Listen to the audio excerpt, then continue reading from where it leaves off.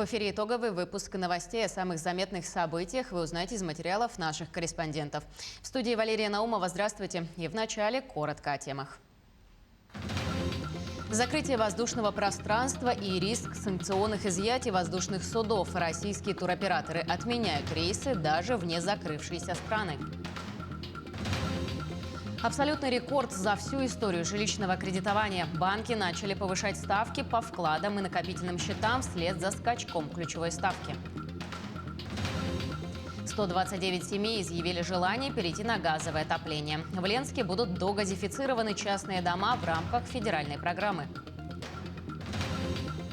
Новый опыт от резидентов фонда Сколково. Открытие в сфере технологий и не только. Все это стартап-тур, о котором подробно расскажет наш корреспондент. Искусство лечит. В Республиканской офтальмологической клинической больнице открылась выставка якутской художницы.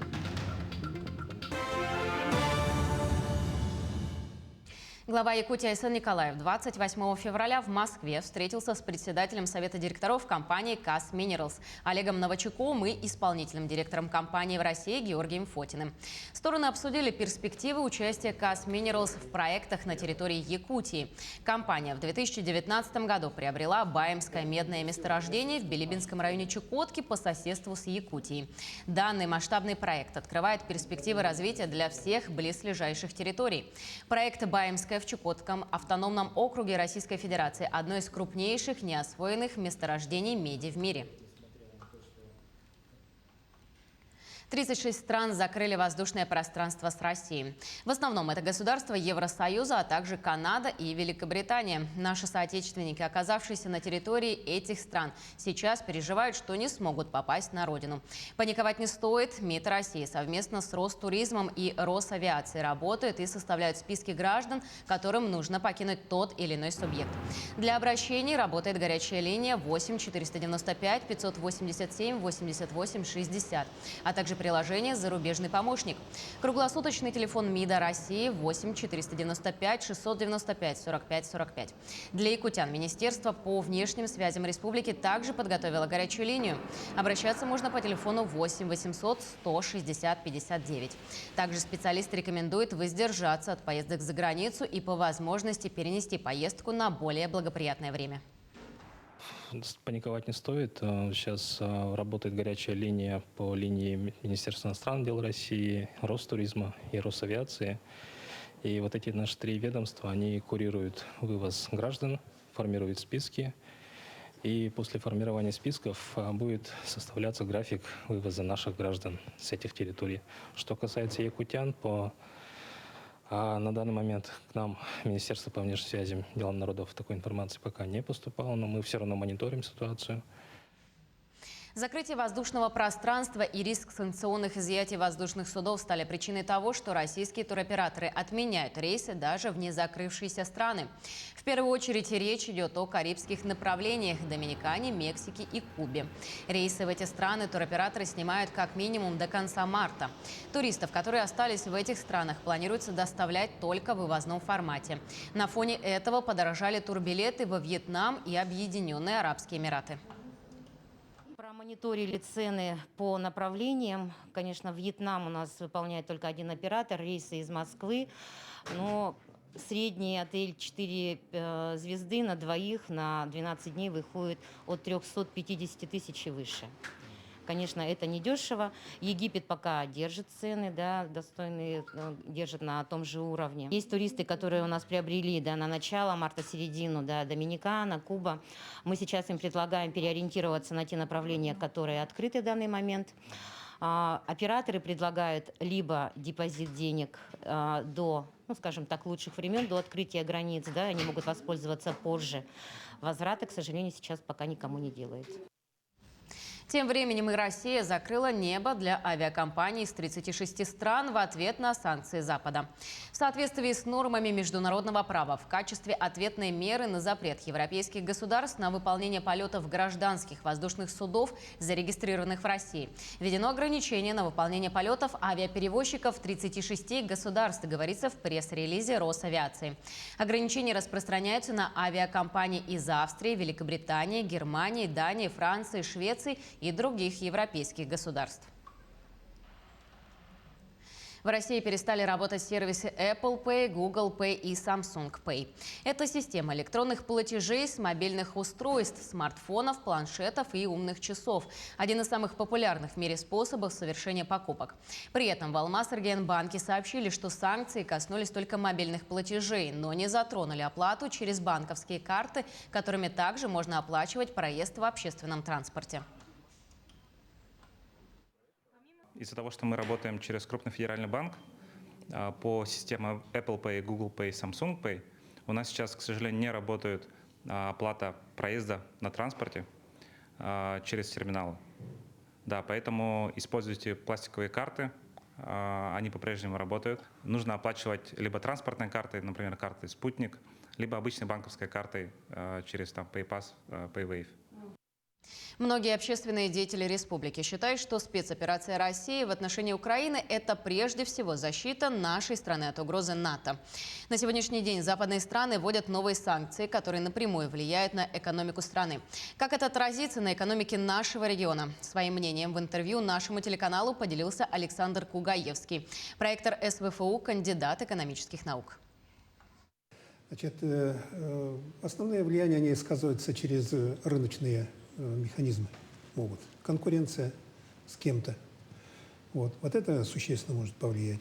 Но если посмотреть, являемся ли мы конкурентами, допустим, Украины, по поводу чего нам санкции предъявляют, то если нам запретят ездить куда-нибудь в Антверпен и покупать наши бриллианты, это над этим можно только смеяться. Во-вторых, сегодня встал вопрос, поскольку на финансовых международных рынках там тоже у нас какие-то санкции вводят, то вопрос встал о пополнении золотого запаса. Мы золотодобывающая республика. Это значит, в нашу пользу разговор будет. Мы уже в эти годы выходим на уровень 40 тонн добычи золота. Это рекордная для нас цифра.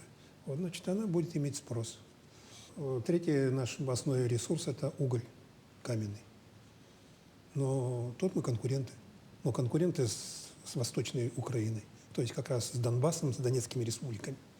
И учитывая то, что мы находимся далеко друг от друга, то здесь у нас конкуренции практически не будет. Поэтому я не вижу причин, по поводу которых мы могли бы волноваться за нашу экономику. Полную версию интервью с Александром Кугаевским о влиянии объявленных Россией санкциях и их последствиях смотрите на телеканале Якутия-24 сегодня в 22:40. Банки начали повышать ставки по вкладам и накопительным счетам вслед за скачком ключевой ставки. Напомним, на внеплановом совещании Центробанк из-за нестабильности финансовых рынков на фоне санкций Запада повысил ключевую ставку в 2 раза, до 20%. Это стало абсолютным рекордом за всю историю жилищного кредитования. На изменения рыночной конъюнктуры оперативно начали реагировать как Сбербанк, так и другие коммерческие банки. Подробности в материале Ульяны Шагиной. Утро 1 марта в риэлторских конторах немноголюдно. Банки, риэлторы и клиенты все в ожидании. С сегодняшнего дня ставки за ипотечные продукты начали ползти вверх по кривой. Причиной тому стал скачок ключевой ставки Центробанка. Мы на рынке с 2012 года. Не первый кризис. Но, тем не менее, таких ставок, как на сегодня, никогда не было. Напомним, 28 февраля Банк России повысил ключевую ставку до рекордных за всю историю рынка 20%. До этого ключевая находилась на уровне 9,5% годовых. Свое решение в Центробанке объяснили кардинальным изменением условий для российской экономики. При этом своего максимума ключевая достигла в 2014 году, когда составила 17%. Вслед за Центробанком ставки по ипотеке в Сбербанке выросли до 18,6%. В других коммерческих банках ситуация схожая. У нас потребительские кредиты начинаются от 25 годовых. Мы ставки изменили сегодня. По ипотеке у нас ставки от 22% годовых. Но каждый делает свой выбор. Мы, в принципе, видим, что интерес есть.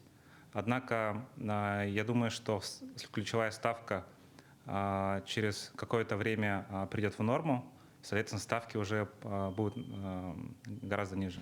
В принципе, это направлено на то, чтобы увеличить стоимость денег, чтобы предотвратить инфляцию и экономические шоки. Поэтому я думаю, что в скором времени ситуация нормализуется. Если Сбербанк увеличил ставки по ипотеке на вторичное жилье до 18,6%, то ВТБ пока еще думает.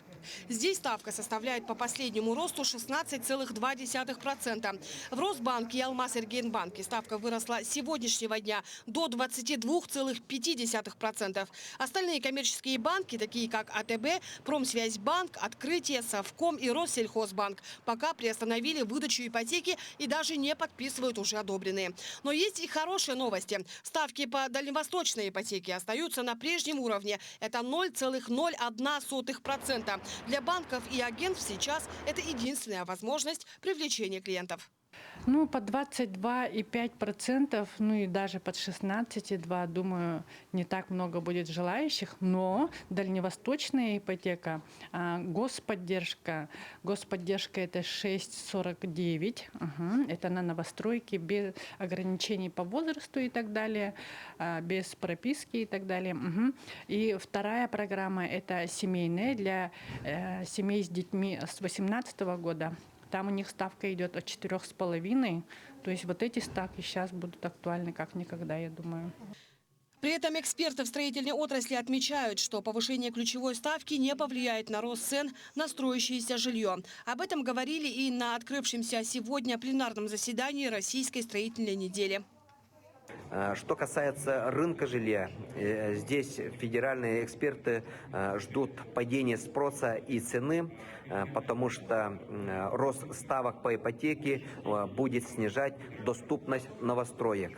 И рынок жилья в нашей стране находится в рублевом секторе, и поэтому резкие скачки курса доллара не будут влиять на рост цены. И руководством страны будут приняты меры поддержки строительной отрасли. Выступая на заседании Российской строительной недели, вице-премьер Российской Федерации Марат Хуснуллин отметил, что сейчас правительство страны готовит антикризисный план. В первую очередь он будет касаться недопущения обвала рынка жилья в стране, а также туда войдут и вопросы по поставкам стройматериалов, в том числе из азиатских рынков. Ульяна Шагина, Владимир Павлов, Якутск. К другим темам. Ряд ограничительных мер, введенных в республике для недопущения распространения COVID-19, смягчили и отменили. При этом до 1 апреля продлевается режим повышенной готовности. Об этом сообщила замруководителя регионального оперштаба Ольга Балабкина в ходе брифинга. Основанием для смягчения ограничений стала стабильная эпидобстановка. Так, кинотеатры, театры и дома культуры смогут работать с 70% заполнением зрительного зала при условии соблюдения мер социального дистанцирования. В Якутске открываются фудкорты, аттракционы и детские игровые комнаты. Снимаются ограничения и по времени работы предприятий общепита. Массовые мероприятия проводятся с заполняемостью до 75% помещения. Граждане допускаются с QR-кодами о вакцинации или с отрицательным результатом ПЦР-анализа. За последние сутки у нас госпитализировано 63 человека, что составляет 6,9% от общего числа выявленных случаев за сутки, 912 случаев. С учетом того, что лечение в стационарах на 1 марта проходит у нас 9,6% больных, в амбулаторных условиях лечится 94%. За сутки выздоровело 450 гражданина. До 20% случаев связаны, тем не менее, со штампом Дельта, которые вызывают тяжелые формы заболевания. В связи с этим все больницы республики настроены на работу, в том числе и с тяжелыми больными. Я не устаю повторять, но все тяжелые случаи заболевания зарегистрированы у невакцинированных больных. 28 февраля в Нейрюнгре был зафиксирован подземный толчок амплитудой 4,7 балла. Эпицентр толчка находился в 5 километрах от шахты Денисовская. Вследствие этого произошло обрушение подземных бортов в подземной части шахты. Легкие травмы получили 3 человека. На ближайшие 2 недели приостановлены подземные работы, проводятся мероприятия по закреплению пространства и зачистка обрушившегося массива. Приглашены специалисты научно-исследовательского института, который курирует шахту. Они обследовали места аварий и дадут рекомендации по укреплению места обрушения. На сегодняшний день обстановка стабилизировалась. Первый раз такое случилось. Потому что если мы бы сейчас посмотрели видеосъемки, то есть у нас толчок произошел, вот, зафиксированный, по-моему, в 5:03 толчок был зафиксированный. И буквально через 22 секунды видеокамеры в шахте, которые находились, они зафиксировали вот это обрушение. То есть через 22 секунды толчок дошел до подземной части шахты. В Ленске будут догазифицированы частные дома в рамках федеральной программы. При районной администрации создан специальный штаб, курирующий реализацию проекта.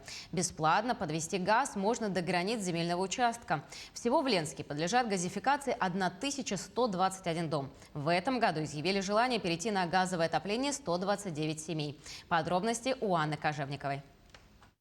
Социальная газификация стартовала в Ленске. Жители частного сектора могут бесплатно подвести газ к границам своих жилых домов. А работники бюджетной сферы имеют возможность воспользоваться дополнительной мерой поддержки от районной администрации, которая курирует реализацию этой федеральной программы. Согласно инвентаризации, которую предварительно проводила компания «Сахатранснефтегаз», в Ленске 1121 частный дом. Сотрудники районной администрации также в феврале провели обход всех жилых домовладений с целью инвентаризации и информирования ленчан о программе социальной дегазификации. Заявки можно подать через сайт Сахатранснефтегаза, портал госуслуги и офис «Мои документы». На монтаж внутреннего газопровода и установку котла определены сроки до года. После подписания договора с Саханефтегазбытом абонент обязан будет купить оборудование в домовладении своем, то есть это газовый котел, датчики, счетчики самостоятельно. Расчет оборудования варьируется в пределах суммы 150-200 тысяч в зависимости от квадратуры.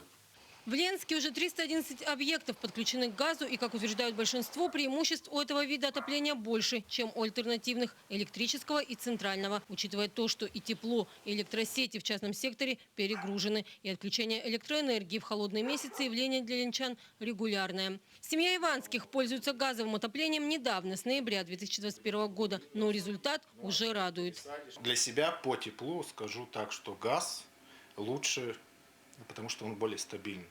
Электричество я не почувствовал на себе, потому что 220 вольт не приходило на котел. То есть дома у всех большие, улица загружена.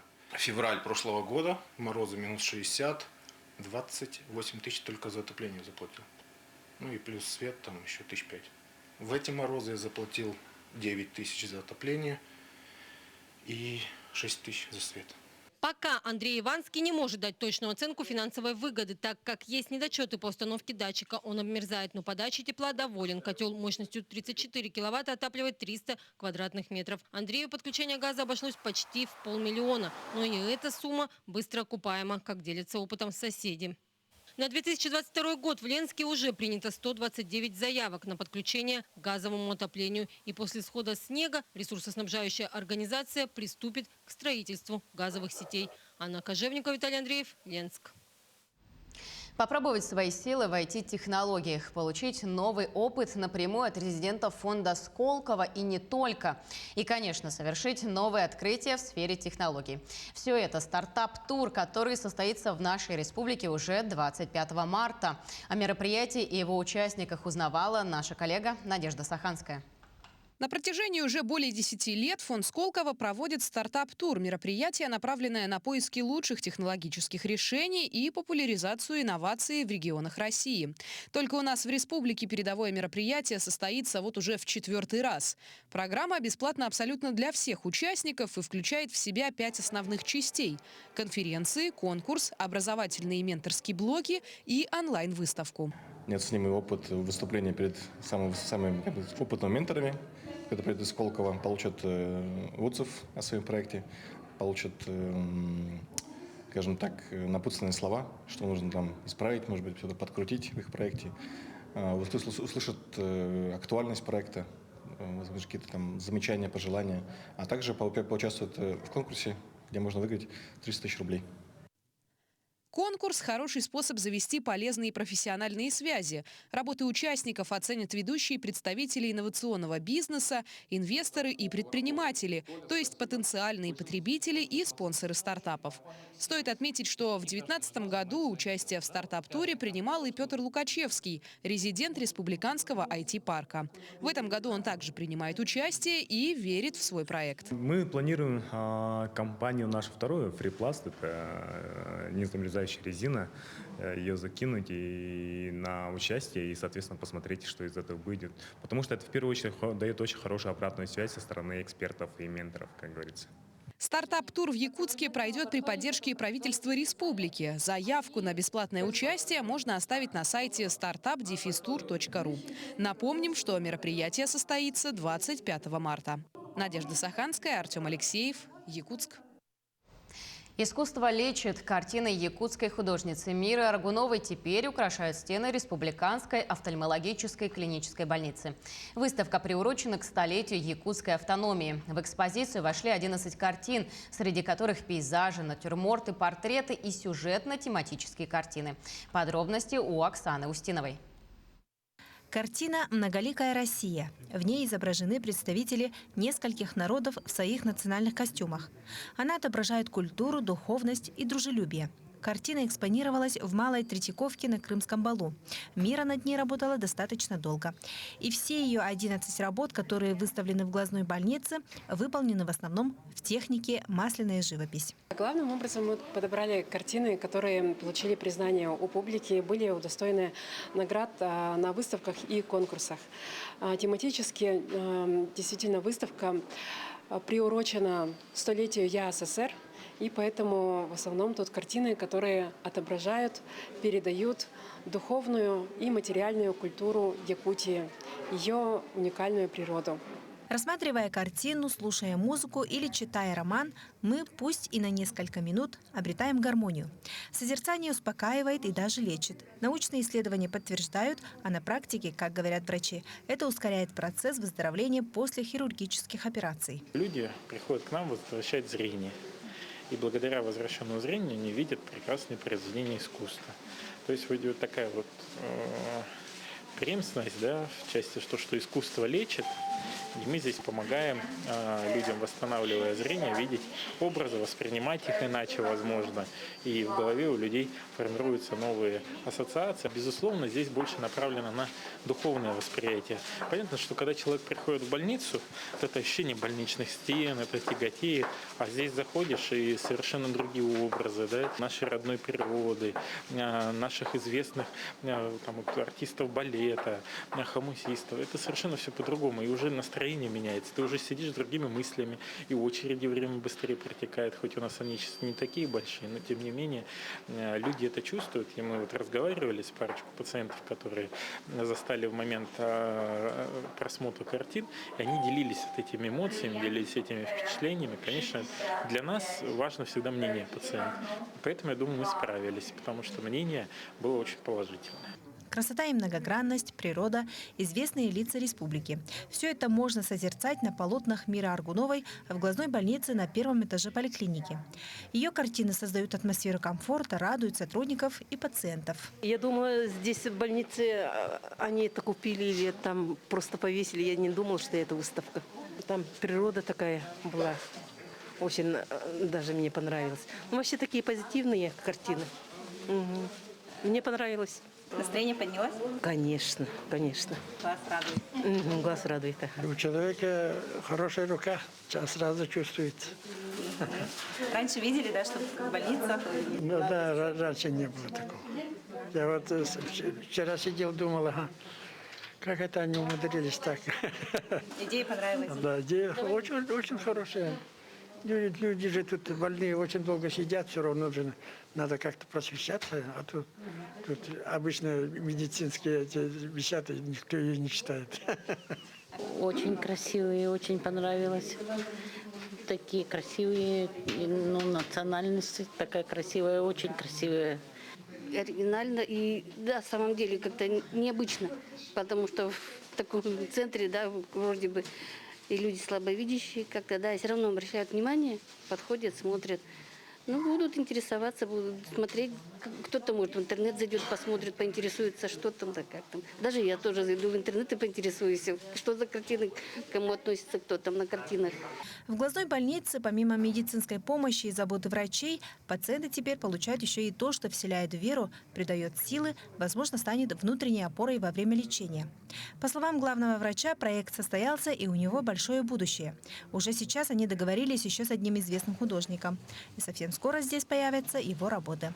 А картины Мира Аргуновой украсят коридор поликлиники еще 2 месяца. Также в перспективе их ждет благотворительная миссия. Картины будут переданы в дар детским учреждениям республики. Оксана Устинова, Георгий Охлопков, Якутск. Теперь о спорте. Алданский спортсмен Арсений Куликовский занял 2-е место в международном турнире Russian Open Cards Junior по карате Киокушинкай, прошедшем в Москве. Соревнования были очень напряженными. В поединках сошлись порядка 1800 сильнейших спортсменов из 18 стран. Турнир Russian Open Cards Junior явился подготовкой к первенству мира, которое пройдет в ноябре. На международную арену вышли 7 алданцев. В боях на татами юные каратисты показали весьма достойные результаты и железную волю к победе. А максимальную вершину завоевал 5-классник Арсений Куликовский, который занимается единоборством с дошкольного возраста. Ну, в категории у меня было всего лишь 12, а всего было 1700 участников, ну, около 2000. И в зале Московский центр боевых искусств. Большой? Да, очень. 4 татами вмещало. Он провел 4 боя. Первый бой с Молдавией, парнем дрался, выиграл досрочно. Второй бой с монголом, он его выиграл на полпобеды на пациенте в Азарии. И уже в финале самые сильные соперники это русские были. Вот уступил чемпиону в своей возрастной категории, который, ну, в принципе, по России считается первым номером. И в завершении выпуска о погоде в столице республики на завтра, 2 марта. По данным Якутского управления гидрометеослужбы, завтра в Якутске ожидается небольшой снег. Ветер западный от 2 до 5 метров в секунду. Температура воздуха этой ночью минус 27, минус 29. Завтра днем минус 16, минус 18 градусов. Таким наши корреспонденты увидели уходящий день. Мы продолжим следить за новостями. Оставайтесь на нашем телеканале.